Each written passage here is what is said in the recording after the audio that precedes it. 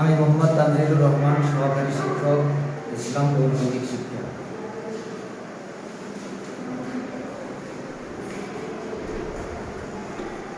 আমি পৃথিবীতে মাধ্যমিক বিদ্যালয়ের সকল ছাত্রছাত্রীদেরকে আন্তরিক ও অনলাইন ক্লাসের পক্ষ থেকে আন্তরিক ও শুভেচ্ছা অভিনন্দন জানাচ্ছি। আমি আরও অভিনন্দন জানাচ্ছি বঙ্গবন্ধুর কন্যা বর্তমান প্রধানমন্ত্রী, মাননীয় প্রধানমন্ত্রী শেখ হাসিনাকে।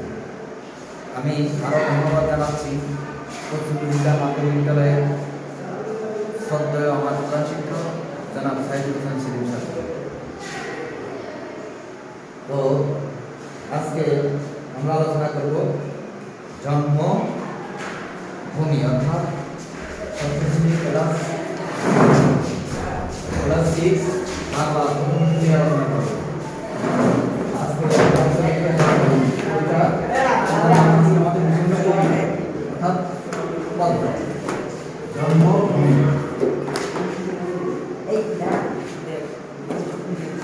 জন্মভূমি লেখকের নাম হলো রবীন্দ্রনাথ ঠাকুর।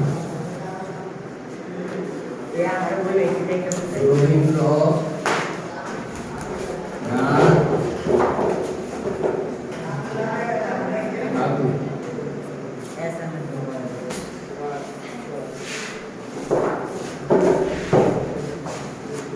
জন্মভূমি রবীন্দ্রনাথ ঠাকুর। সার্থক জনম আমায় জন্মেছি এদেশে, সার্থক জনম ভাগ্য তোমায় ভালোবেসে। জানি যে তোর ধনরতন আছে কিনা রানীর মতন, শুধু জানি আমার অঙ্গ জোড়ায় তোমার ছায়া এসে। কোন বনেতে জানিয়ে ফুল গন্ধে এমন করে আকুল, কোন ভগনে ওঠের চাঁদ এমন হাসি হেসে। আখি মেলে তোমার আলো প্রথম আমার চোখ জুড়ালো, ওই আলোতে নয়ন রেখে মুগ্ধ নয়ন শেষে। শব্দ অর্থ টিকা। সার্থকতা সফল। জনম অর্থ জন্ম শব্দটি নম, এই দুটো অক্ষর ভেঙে ন ও ম আলাদা করা হয়েছে। আকুল, আকুল অর্থ উৎসুক, ব্যগ্র বা অধিক। মুগ্ধ অর্থাৎ বুঝব বা বন্ধ করব। পাঠের উদ্দেশ্য মাতৃভূমির প্রতি কবি মমতাবোধ জাগিয়ে তোলা, এই দেশপ্রেমের উদ্বুদ্ধ করা। এখন আমরা আলোচনা করব পাঠ পরিস্থিতি নিয়ে। পাঠ পরিস্থিতি এই গীত বাণীকে কবিতা জন্মভূমির প্রতি কবি মমতাবোধ ও কবির দেশপ্রেম ফুটে উঠেছে। জন্মভূমিকে ভালোবাসতে পেরে কবি তার জীবনকে সার্থক অনুভব করেন।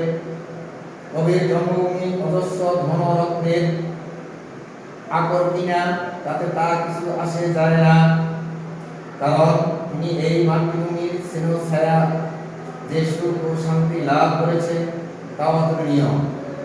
জন্মভূমির অপূর্ব সৌন্দর্যের ঐশ্বর্য মুগ্ধ। জন্মভূমির বিচিত্র সৌন্দর্য অগ্রন্ত উৎসব হচ্ছে বাগানের ফুল, চাঁদের জ্যোৎস্না, সূর্যের আলো, এইসব কবি মনকে আকুল করে। মাতৃভূমির সূর্যলোকে কবির চোখ পরিপূর্ণতা রয়েছে, তাই কবির একান্ত ইচ্ছা জন্মভূমির মাটিতেই যেন তিনি চিরনিদ্রায় শায়িত হওয়ার সুযোগ পান। এরপর আমরা আলোচনা করব কবি পরিচিতি নিয়ে। এই শিশুদের মধ্যে রবীন্দ্রনাথ ঠাকুর প্রথম নোবেল বিজয়ী কবি। গীতাঞ্জলি কাব্যের জন্য 1913 সালে তিনি এই পুরস্কার লাভ করেন। কেবল কবিতা নয়, উপন্যাস, ছোট গল্প, নাটক, প্রবন্ধ, গান, বাংলা সাহিত্যের সকল শেখে তার একক অবদান ঐশ্বর্যমণ্ডিত। রবীন্দ্রনাথ ঠাকুর 1861 খ্রিস্টাব্দে 7 মে 1868 বঙ্গাব্দে পশ্চিমে বৈশাখ কলকাতা জোড়াসাঁকো বিখ্যাত ঠাকুর পরিবারে জন্মগ্রহণ করেন।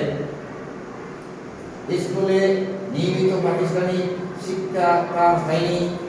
17 বছর বয়সে বিলাতে ব্যারিস্টারি করতে গিয়েছিলেন। সে পড়াও শেষ না হতেই দেশে ফিরে আসেন তিনি, কিন্তু স্বশিক্ষা ও সাধনা বাংলা ভাষা সাহিত্যের এনে দেয় নতুনীয় সমৃদ্ধি। তিনি একাধারে সাহিত্যিক, চিন্তাবিদ, শিক্ষাবিদ, সুরকার, গীতিকার,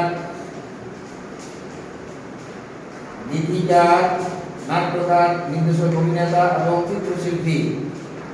বিশ্ব ভারতীয় শান্তিনিকেতনের মতো প্রতিষ্ঠা করেন তিনি শিক্ষার নতুন ধারা সৃষ্টি করেন।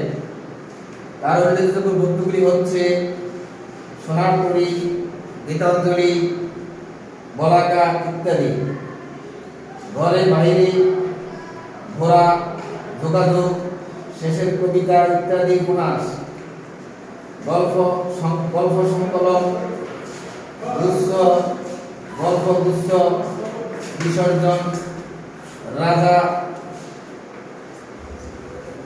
ডাকঘর, রক্তকরী ইত্যাদি নাটক।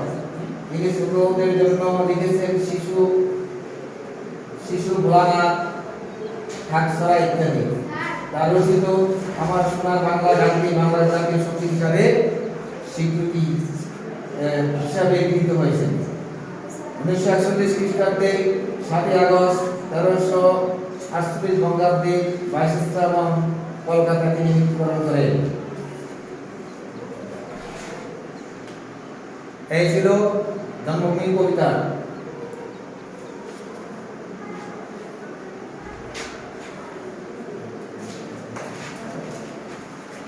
এরপরে আমি তোমাদের কাছে দেব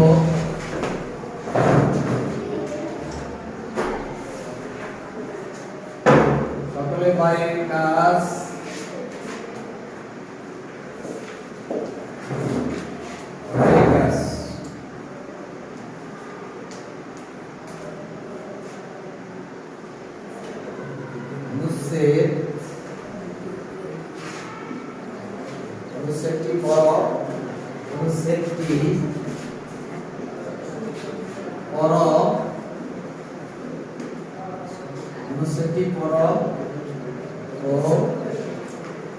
প্রশ্নটির উত্তর দাও।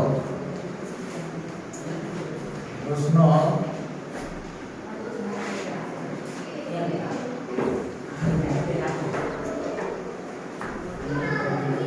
হলো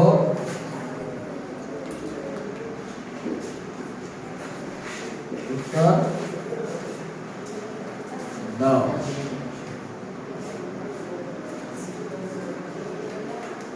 উত্তর দাও।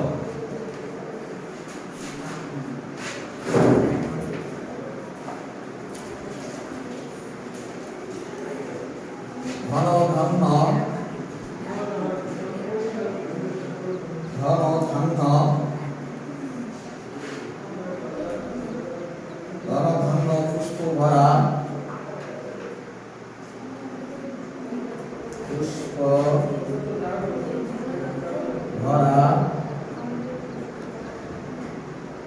ঘন পুষ্প ভরা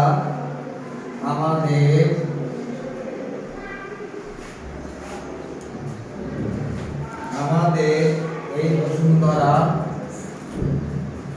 এই বসুন্ধরা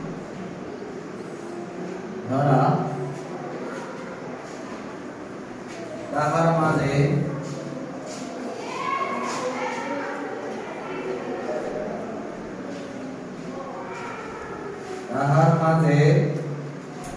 আছে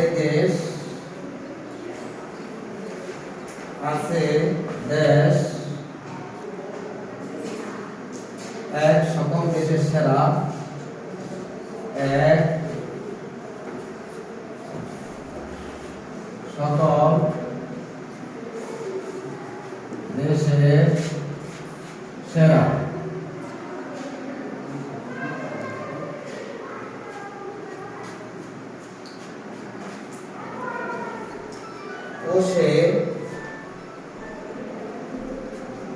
ও সে স্বপ্ন দিয়ে ও সে স্বপ্ন দিয়ে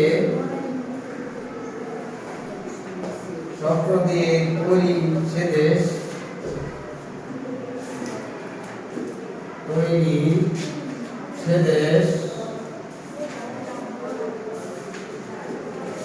দেশ স্মৃতি দিয়ে ঘেরা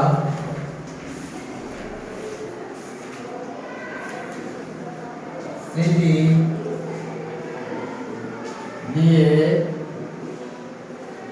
ঘেরা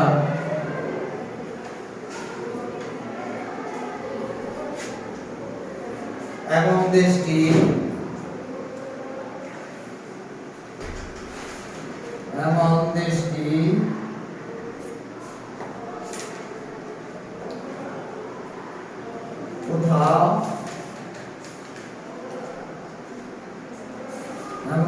কোথাও খুঁজে পাবে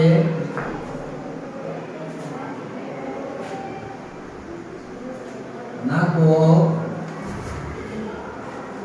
তুমি। সকল দেশের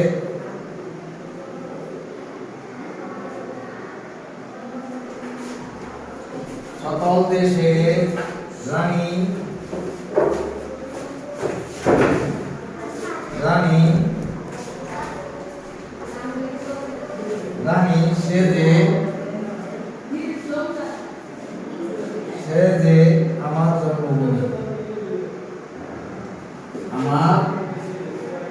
জন্মভূমি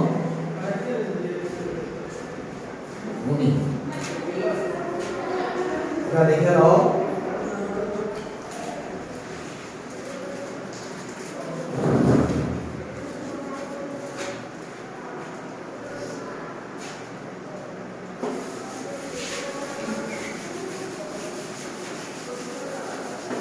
এরপরে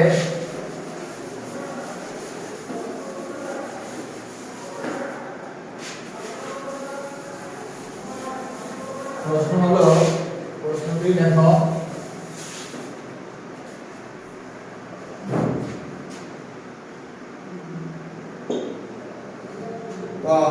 কবি অঙ্গ জুড়ায় কিসে?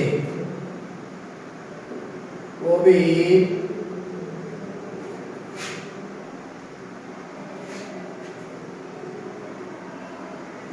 অঙ্গ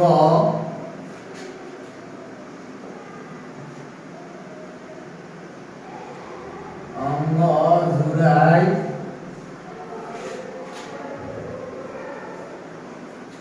কিসে?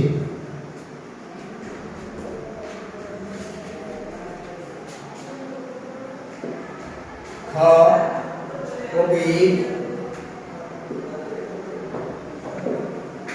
কবির শেষ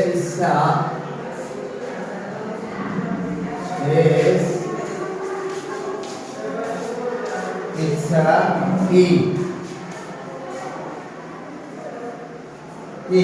ব্যাখ্যা করো। ব্যাখ্যা করো। ঘ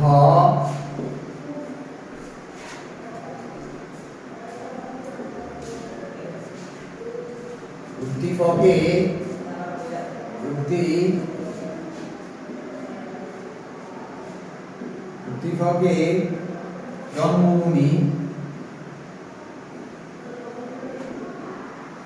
জন্মভূমি কবিতায়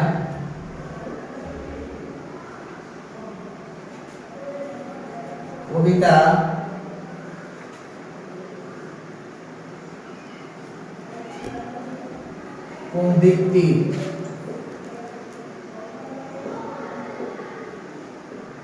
দিকটি মিল লক্ষ্য করা যায়?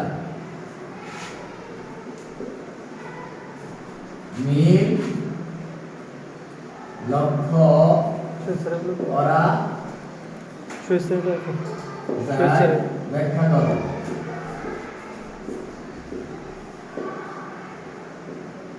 ব্যাখ্যা করো।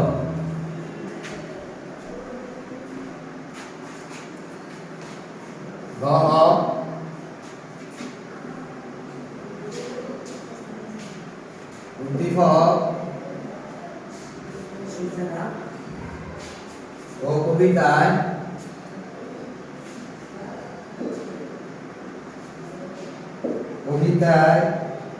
জন্মভূমি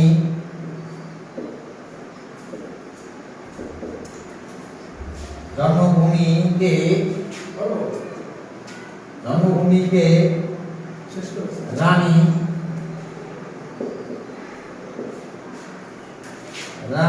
সম্বোধন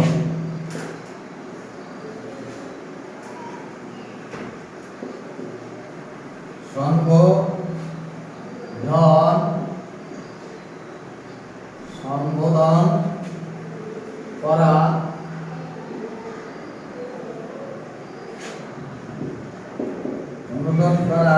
যৌক্তিকতা